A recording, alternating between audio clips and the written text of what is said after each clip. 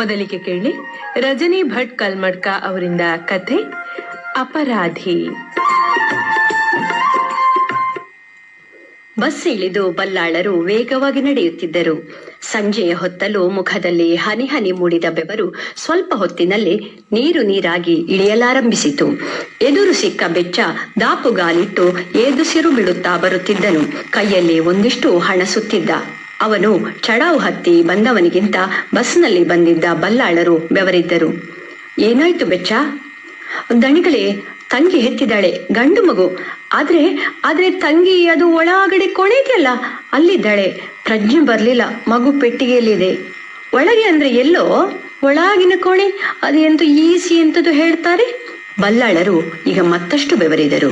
ಬ್ಯಾಂಕ್ನಲ್ಲಿ ತಾನು ಹಾಕುವ ಲೆಕ್ಕಗಳು ಒಮ್ಮೆಯೂ ತಪ್ಪುವುದಿಲ್ಲ, ಎಲ್ಲ ಪರ್ಫೆಕ್ಟ್. ಆದರೆ ಇಲ್ಲಿ ಯಾಕೆ ಲೆಕ್ಕ ತಪ್ಪಿತು? ತನ್ನ ಬ್ಯಾಗಿನಿಂದ 500ರ ಒಂದಿಷ್ಟು ನೋಟುಗಳನ್ನು ತೆಗೆದು ಬೆಚ್ಚನ ಕೈಯಲ್ಲಿಟ್ಟು, ಹೋಗು, ನೀನು ಆಸ್ಪತ್ರೆಗೆ ಹೋಗು, ಯಾವುದಕ್ಕೂ ಹೆದರಬೇಡ ಅಂತ ಕಳುಹಿಸಿದರು. ಬೆಚ್ಚ ಒಮ್ಮೆ ಕೈಯಲ್ಲಿ ಕಂಡ ನೋಟುಗಳನ್ನು ನೋಡಿ ಅವಕ್ಕಾದನು. ಇಷ್ಟು ನೋಟುಗಳು ಒಮ್ಮೆಲೆ? ಹೆಚ್ಚು ಮಂಡೆ ಊಡಿಸಲು ಅದರೊಳಗೆ ಬೆಚ್ಚನಿಗೆ ಹೆಚ್ಚು ಏನೂ ಇರಲಿಲ್ಲ. ತನ್ನ ತಂಗಿ ಬಲ್ಲಾಳರಲ್ಲಿಗೆ ಕೆಲಸಕ್ಕೆ ಹೋಗುವ ಕಾರಣ ಕೊಟ್ಟಿದ್ದಾರೆ ಅಂತ ಅಂದುಕೊಂಡು ದಡಬಡಿಸಿ ಓಡತೊಡಗಿದನು. ಬಲ್ಲಾಳರು ಮನೆಗೆ ಬಂದವರು ಅಡುಗೆ ನಾಣಿ ಕೊಟ್ಟ ಕಾಫಿ ಕುಡಿದರು. ಮಗಳಿಗೆ ಫೋನ್ ಆಯಿಸಿ ದೇಕಿಯ ವಿಷಯ ತಿಳಿಸಿದರು.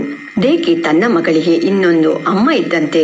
ತನ್ನ ಮಗಳು ಆಗಿನ್ನು 2ನೇಯೋ 3ನೇಯೋ ತರಗತಿ. ಮಡದಿ ಹೃದಯಾಘಾತವಾಗಿ ತೀರಿಕೊಂಡಾಗ ತನ್ನಮ್ಮ ಗಟ್ಟಿ, ಮಾತಿನಲ್ಲೂ ಶರೀರದಲ್ಲೂ ತಾಕತ್ತು ಇತ್ತು. ಹಾಗಿದ್ದಾಗ ಮತ್ತೊಂದು ಹೆಣ್ಣು ಬಂದು ಕಣ್ಣ ನೀರು ಹಾಕುವುದು ಬೇಡವೆಂದು ಮರುಮದುವೆಗೆ ಯೋಚಿಸಲೇ ಇಲ್ಲ. ಮಗಳಿಗೆ ಎಲ್ಲವೂ ಅಪ್ಪ ಅಮ್ಮ ಆಗಿ ಇದ್ದದ್ದು ಬಲ್ಲಾಳರೇ. ತನ್ನಮ್ಮ ಬಲ್ಲಾಳು ಬೀಡನ್ನು ನೋಡಿಕೊಳ್ಳುತ್ತಾ ಅದರಲ್ಲೇ ಮುಳುಗಿ ಅಂತಸ್ತನ್ನು ಗಟ್ಟಿ ಮಾಡುವುದರಲ್ಲಿ ಇದ್ದರು. ಆಗ ಮನೆ ಕೆಲಸಕ್ಕೆ ಬಂದದ್ದು ದೇಕಿ, ಬೆಚ್ಚನ ತಂಗಿ. ಬೆಚ್ಚ ನಂಬಿಕಸ್ತ. ಸುಮಾರು ವರ್ಷಗಳಿಂದ ಅಪ್ಪ ಕೆಲಸಕ್ಕೆ ಬರುತ್ತಿದ್ದಾಗ ಸುಮ್ಮನೆ ಬಂದು ಶಾಲೆ 4 ಮುಗಿದಾಗ ಜೊತೆಯಾದವನು ಅಪ್ಪನಿಗೆ. ತೋಟ ಗದ್ದೆಗಳ ಉಸ್ತುವಾರಿ ಅಪ್ಪ ಮಗನಿಗೆ ಬಿಟ್ಟು ಯಾವ ತಲೆಬಿಸಿ ಇಲ್ಲದೆ ಬ್ಯಾಂಕಿನ ಲೆಕ್ಕಗಳನ್ನು ಕೆಲಸಗಳನ್ನು ನಿಭಾಯಿಸುತ್ತಿದ್ದರು ಬಲ್ಲಾಳರು. ಬೆಚ್ಚನ ತಂಗಿ ತನ್ನ ಮಗಳಿಗಿಂತ ಅಷ್ಟೇ 6-7 ವರ್ಷಕ್ಕೆ ದೊಡ್ಡ. ಸುಮಾಳನ್ನು ತಲೆಗೆ ಸ್ನಾನ ಮಾಡಿಸುವುದರಿಂದ ಹಿಡಿದು ಬಟ್ಟೆ ಬರೆ ಅವಳ ಬೇಕು ಬೇಡಗಳನ್ನು ನೋಡುತ್ತಿದ್ದವಳು ದೇಕಿ. ಪ್ರಾಯದಲ್ಲಿ ಅಷ್ಟು ವ್ಯತ್ಯಾಸವಿರದಿದ್ದರೂ ದೇಕಿಯ ಮನೆಯ ಪರಿಸ್ಥಿತಿ ಅವಳನ್ನು ಅಷ್ಟು ಗಟ್ಟಿ ಮಾಡಿದ್ದಿರಬಹುದು. ದೇಕಿ ಅಮ್ಮಳಾಗಿ ಮನೆ ತುಂಬ ಓಡಾಡುತ್ತಿರುವಾಗ ಕೆಲವು ಸಲ ಬಲ್ಲಾಳರ ಆಸೆ ಕರೆದದ್ದು ಮಾತ್ರ ಸುಳ್ಳಲ್ಲ. ಪತ್ನಿ ವಿಯೋಗದ ನಂತರ ಬಲ್ಲಾಳರು ಅದೆಲ್ಲ ಮರೆತಿದ್ದರು. ದೇಕಿಯ ಕೃಷ್ಣವರ್ಣವು ಸೆಳೆದದ್ದು ಹೌದು. ತನ್ನ ನೀತಿಗೆ ಇದು ಶ್ರೇಯವಲ್ಲ. ತನಗೂ ಒಂದು ಮಗಳಿದ್ದಾಳೆ, ಹಾಗೂ ತನಗಿಂತ ಎಷ್ಟೋ ವರ್ಷ ಕಿರಿಯವಳು ಅವಳು. ತನ್ನ ಸಂಯಮವನ್ನು ತಾನೇ ಕಾಪಾಡಿದ್ದರು. ಧಣಿಗಳೇ, ದೇಕಿಗೆ ಒಳ್ಳೆ ಕುಳುವಾರು ಬಂದಿದೆ. ಮಡಿಕೇರಿಯಲ್ಲಿ ಹುಡುಗ ಡ್ರೈವರು. ಮದುವೆ ಮಾಡಿಸಲು ಹಣಕ್ಕೆ ದಾರಿ ಅರ್ಧಕ್ಕೆ ನಿಲ್ಲಿಸಿದ್ದನು ಬೆಚ್ಚ. ಯಾಕೋ ಆಲೋಚನೆ ಮಾಡ್ತಿ? ಅವಳ ಮದುವೆ ಮಾಡಿಸು, ಖರ್ಚು ನಾನು ಕೊಡ್ತೇನೆ. ಬಲ್ಲಾಳರು ತಾವು ಇದ್ದೇನೆಂದು ಭರವಸೆ ಕೊಟ್ಟಿದ್ದರು. ದೇಕಿಗೆ ಮದುವೆಯಾದಾಗ ಸಂತಸ ಪಟ್ಟವರು ಬಲ್ಲಾಳರು. 1, ಅವಳ ಎದುರು ಇದ್ದಷ್ಟು ತನ್ನ ಸಂಯಮ ನಿಲ್ಲುವುದಿಲ್ಲ. 2, ಅವಳಿಗೂ ಒಂದು ನೆಲೆ ಆಯಿತಲ್ಲ. ಮದುವೆ ಎಲ್ಲವೂ ಸುಸೂತ್ರವಾಗಿ ನಡೆದು ಅಕ್ಷತೆ ಹಾಕಿ ಆಶೀರ್ವದಿಸಿ ಅಮ್ಮ ಮಗಳೊಂದಿಗೆ ಉಂಡು ಬಂದಿದ್ದರು ಬಲ್ಲಾಳರು. ಸುಮಾಳು ಅವಳ ಕೆಲಸವನ್ನು ಅವಳೇ ಮಾಡಿಕೊಳ್ಳುತ್ತಿದ್ದು ಬಲ್ಲಾಳರಿಗೆ ಸಮಾಧಾನವಿತ್ತು. ಅಡುಗೆಗೆ ದಿಕ್ಕಿಲ್ಲದ ನಾಣಿಯನ್ನು ಇರಿಸಿ ಅವನಿಗೂ ನೆಲೆ ಕೊಟ್ಟರು. ಎಲ್ಲದರಲ್ಲೂ ಬಲ್ಲಾಳರ ಲೆಕ್ಕ ಪರ್ಫೆಕ್ಟ್. ಸುಮಾ ಎಂಜಿನಿಯರಿಂಗ್ ಹಾಸನದಲ್ಲಿ ಸೇರಿದಾಗ ಮನೆ ಬಿಕೋ ಅನ್ನಲು ಶುರುವಾಯಿತು.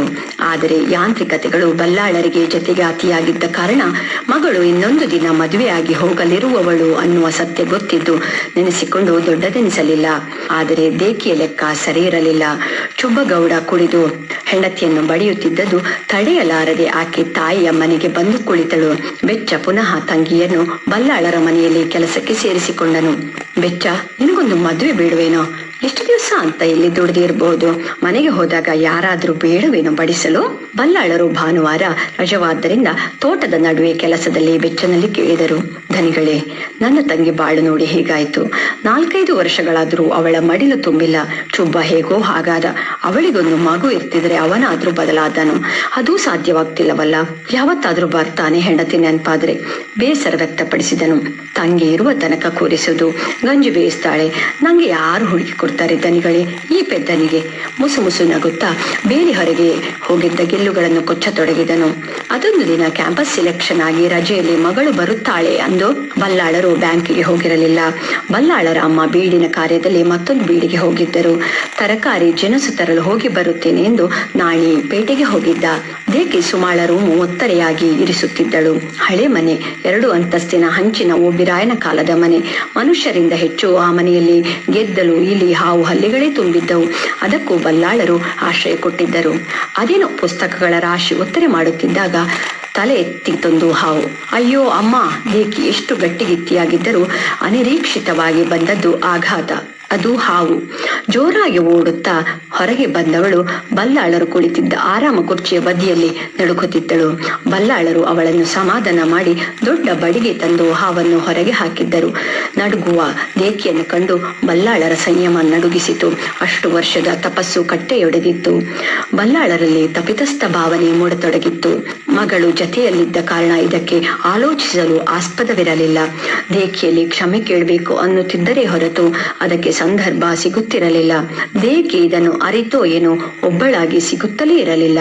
ಅಮ್ಮನ ಜೊತೆಗೋ ನಾಣಿಯ ಜೊತೆಗೋ ಇರುತ್ತಿದ್ದಳು. ಸುಮಾ ಬಂದಿದ್ದವಳು ವಾಪಸ್ಸಾದಳು. ದೇಕಿ ಈಗ ಮೊದಲಿನ ಹಾಗಿರಲಿಲ್ಲ. ಹೊಸ ಹುರುಪಿನಿಂದ ಅರಳತೊಡಗಿದ್ದಳು. ಬೆಚ್ಚನ ಮುಖದಲ್ಲಿ ನಗು, ಹೊಸ ಕಳೆ.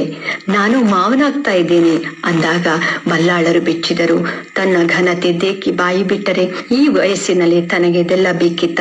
ಕೊನೆಗೂ ದೇಕಿ ಮಾತನಾಡಲು ಸಿಕ್ಕಿದಳು. ನೀನು ಹೊಟ್ಟೆಯಲ್ಲಿರುವುದನ್ನು ತೆಗೆಸಿಬಿಡು ಅಂದರು ಬಲ್ಲಾಳರು. ದನಿಗಳೇ, ನಿಮ್ಮ ಮಗು ನನ್ನ ಹೊಟ್ಟೆಯಲ್ಲಿದೆ ಎಂದು ನಾನು ಬಾಯಿ ಬಿಡಲಾರೆ. ನನ್ನ ಜೀವ ಹೋದ್ರೂ ನಾನು ಬಾಯಿ ಬಿಡಲಾರೆ. ಹೆಣ್ಣೊಂದು ಆಸೆ ಪಡುವುದು ಏನು ಗೊತ್ತಾ? ಅವಳ ಮಡಿಲು ತುಂಬೋದು. ನನ್ನ ಪಾಲಿಗೆ ಅದು ಈಗ ಆಗಿದೆ. ನಾನು ಇದನ್ನು ತೆಗೆಸಲಾರೆ. ನಿಮ್ಮ ಸುದ್ದಿಗೂ ಬರಲಾರೆ. ಬಲ್ಲಾಳರು ಉಸ್ಸಪ್ಪ ನಿಟ್ಟುಸಿರು ಬಿಟ್ಟರು. ಒಳಗೊಳಗೆ ತಪ್ಪು ಅವರನ್ನು ಕುಕ್ಕುತ್ತಿತ್ತು. ಸುಮಾ ದೇಕಿಯನ್ನು ನೋಡಲೆಂದು 2 ಸಲ ಓಡಿ ಬಂದಿದ್ದಳು. ಅವಳ ಬೇಕು ಬೇಡಗಳನ್ನು ಪೂರೈಸಲು ಕೈ ತುಂಬಾ ಹಣವಿತ್ತು. ಬೆಚ್ಚನಲ್ಲಿ ಹೇಳಿದ್ದಳು, ಈಗಾದ್ರೂ ಚುಬ್ಬ ಒಳ್ಳೆಯವನಾಗುವನೆಂದು ನೀನು ಮಡಿಕೇರಿಗೆ ಹೋಗಬಹುದು, ಹೆತ್ತ ನಂತರ ಅಂತ ಸಮಾಧಾನ ಮಾಡಿದ್ದಳು. ಆದರೆ ಚುಬ್ಬನ ಲೆಕ್ಕಾಚಾರ ಬೇರೆಯದೇ. ಅವನು ಬೇರೆ ಹಕ್ಕಿಯನ್ನು ಆರಿಸಿದ್ದನು. ದೇಕಿಯನ್ನು ತನ್ನ ದಾರಿಯಿಂದ ತೊಲಗಿಸಲು ಲೆಕ್ಕ ಹಾಕುತ್ತಿದ್ದನು. ಅದೊಂದು ದಿನ ಹಣ್ಣು, ಬಗೆ ಬಗೆಯ ಖಾದ್ಯಗಳೊಂದಿಗೆ ಮಡದಿಯನ್ನು ನೋಡಲು ಬಂದಿದ್ದನು. ಕೊನೆಯ ಬಾರಿಗೆ ತಿನ್ನುವಂತಾಗಲಿ ಎಂದು ತುಂಬಿದ್ದ ಬಸುರಿಗೆ ತಿನ್ನಿಸುವುದರೊಂದಿಗೆ ಮೆಟ್ಟಿಲು ಇಳಿಯುತ್ತಿದ್ದಾಗ ತಳ್ಳಿ ಹಾಕಿದನು. ಅಷ್ಟೇ, ತಿಂಗಳು ತುಂಬಲು ಇನ್ನು 1.5 ತಿಂಗಳು ಬಾಕಿ ಇತ್ತು. ಆದರೂ ಆಸ್ಪತ್ರೆಗೆ ಸೇರಿಸಲೇಬೇಕಾಯಿತು. ಆಪರೇಷನ್ ಮಾಡಿ ಮಗುವನ್ನು ತೆಗೆಯಲಾಯಿತು. ಬಲ್ಲಾಳರು ಮಗಳಿಗೆ ರಜೆ ಇದ್ದರೆ ಬಾ ಅಂದ್ರು. ಸುಮ ಬಂದವಳೆ ಜೊತೆಗೂಡಿ ಆಸ್ಪತ್ರೆಗೆ ಹೊರಟರು. ಐಸಿಯುವಿನಲ್ಲಿ ದೇಕಿ ಮಲಗಿದ್ದಳು. ಉಸಿರೊಂದೇ ಅದು ಮೇಲೆ ಕೆಳಗೆ ಹೋಗುತ್ತಿತ್ತು. ನೋಡುವವರು ನೋಡಬಹುದೆಂದು ಅಂದಾಗ ಬೆಚ್ಚ ಆಸ್ಪತ್ರೆಯ ಮೆಟ್ಟಿಲಲ್ಲಿ ಕುಳಿದು ಮಮ್ಮಲ ಮರಗಿದನು. ಬಲ್ಲಾಳರು ಅಸಹಾಯಕರಾಗಿದ್ದರು. ಅವರಿಗೆ ತೋರಿಸುವಂತಿರಲಿಲ್ಲ. ತನ್ನಿಂದಾಗಿ ಇಷ್ಟೆಲ್ಲ ಆದದ್ದು ಅಂದು ಮನದೊಳಗೆ ಕುದಿಯುತ್ತಿದ್ದರು. ಬಲ್ಲಾಳರ ಲೆಕ್ಕಾಚಾರ ಇದರಲ್ಲಿ ತಪ್ಪಿತ್ತು. ದೇಕಿಯನ್ನು ತಂದು ಬೆಚ್ಚನ ಮನೆಯ ಪಕ್ಕದಲ್ಲಿಯೇ ಬೆಂಕಿ ಇರಿಸಲಾಯಿತು. ಮಗು ಇನ್ನೂ ಪೆಟ್ಟಿಗೆಯಲ್ಲೇ ಇತ್ತು. ಸುಮಾಳ ಕೈ ಹಿಡಿದು ತನ್ನ ತಪ್ಪನ್ನು ಹೇಳಬೇಕೆಂದು ಬಾಯಿ ತೆಗೆಯುವಾಗ ಸುಮಾ ಅಪ್ಪನ ಕೈ ಹಿಡಿದು, ಯಾಕೆ ಚಿಂತೆ? ದೇಕಿ ನನಗೆ ತಾಯಿ ಸಮಾನ. ಆ ಮಗುವಿಗೆ ಯಾರಿಲ್ಲ ಅಂತ ಚಿಂತೆಯ? ಅದನ್ನು ನಾನು ನೋಡಿಕೊಳ್ಳುವೆ. ಮುಂದಿನದ್ದು ನಾವು ನೋಡಿಕೊಳ್ಳೋಣ. ಬೆಚ್ಚನಿಗೆ ಮದುವೆ ಮಾಡಿಸಿ ಮಗುವಿಗೆ ಇರುವ ಖರ್ಚನ್ನು ನೋಡಿಕೊಳ್ಳೋಣ. ದೊಡ್ಡದಾಗಿ ತನ್ನ ಕಾಲ ಮೇಲೆ ನಿಲ್ಲುವ ಅಲ್ಲಿಯವರೆಗೆ ನಾವಿರೋಣ. ದೇಕಿ ಅಮ್ಮಳದ್ದಾದ್ರೆ ಆ ಮಗು ನನಗೆ ತಮ್ಮನೇ ಅಲ್ಲವೇ? ಅಪರಾಧಿ ಭಾವದಲ್ಲಿ ಹೇಳಬೇಕೆಂದ ಮಾತುಗಳು ಬಲ್ಲಾಳರಿಗೆ ಗಂಟಲಲ್ಲೇ ಉಳಿದವು. ಹೊರಗೆ ಬರಲೇ ಇಲ್ಲ. ಇದುವರೆಗೆ ಅಪರಾಧಿ ರಜನಿ ಭಟ್ ಕಲ್ಮಡ್ಕ ಅವರಿಂದ ಕಥೆ ಕೇಳಿದಿರಿ.